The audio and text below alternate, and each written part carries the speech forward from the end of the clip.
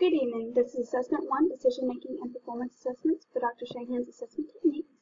I am Sequin Cook and I will be going over some key points in the decision making process and performance assessments.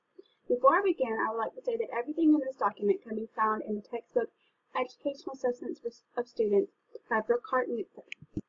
The first portion of this document is dedicated to decision making. So let's begin, shall we? I'm sure you already know that decision making requires information, and because of this, decisions and assessments go hand in hand. But what you probably didn't know is that good classroom decisions require more than just good intentions or previous experience. A good teacher will determine what to teach, how to teach it, and how to evaluate students' achievement based on information obtained through high-quality assessments. There are many forms of assessment, and some of these are informal, formal, summative, formative, and performance. However, like I said, there are more than these, and each of these has many different methods.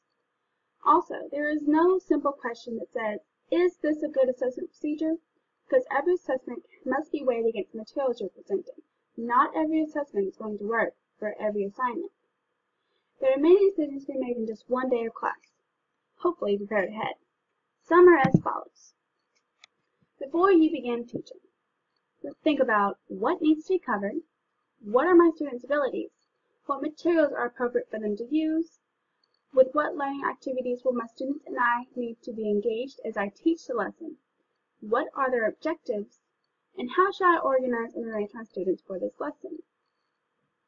During the teaching, you need to ask yourself, is the lesson going well? What can I do to make it better?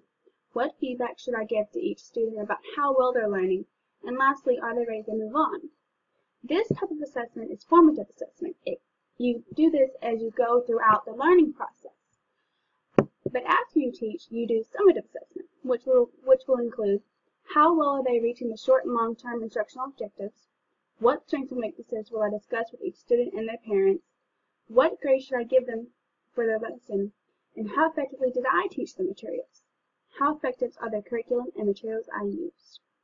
So when you do summative assessment, you not only assess your students, but your own self. How well are you doing as a teacher for these students? Is there anything you need to change? There are other types of decisions, though.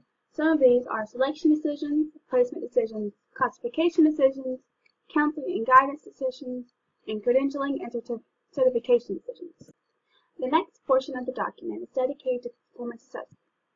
A performance assessment requires students to create a product, demonstrate a process, or both.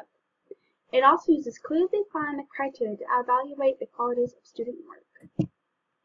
Performance tasks range from structured, on-demand tasks to longer-term projects and portfolios. Performance assessments clarify the meaning of complex learning objectives and are consistent with modern learning theory, require integration of knowledge, skills, and abilities, linked more with teaching activities, broaden the approach to student assessment, and let teachers assess the processes students use as well as the products they produce. All of these are considered advantages of using performance assessments. But performance assessments also have a few disadvantages. For example, it's really difficult to create a high-quality performance assessment. They take a long time to complete and grade, and score reliability can be low, especially near the beginning. One performance assessment is not reliable. You need more than just one, and it can't be used for all objectives. It can also discourage some less able students if that's not an area where they're really good in, and it also underrepresents the learning of some cultural groups and can even be corrupted. To create a performance assessment, you need to identify the objectives, the expected quality levels, and what kind of assessment you want to use, whether it's a process, a product, or both. You need to make the task meaningful and decide what to control, like the main objective, group sizes, and the time constraints, and what to leave up to the students. Then design your scoring system based on the specified criteria and describe the performance levels. There are three basic scoring systems: checklists, rating scales, and rubrics.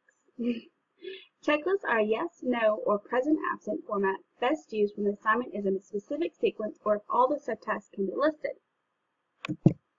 Rating scales present a range of levels for rating the quality of the criterion of the work, and is most useful when each criteria can be judged on quality more so than presence. Rubrics are a mixture of both and provide the most in-depth assessment. They provide descriptions of work at each level. Rubrics are useful for both instruction and in assessment. No matter what form of assessment you decide to use, it is important to provide a copy of these for your students. It helps them understand both the instructions as well as your expectations.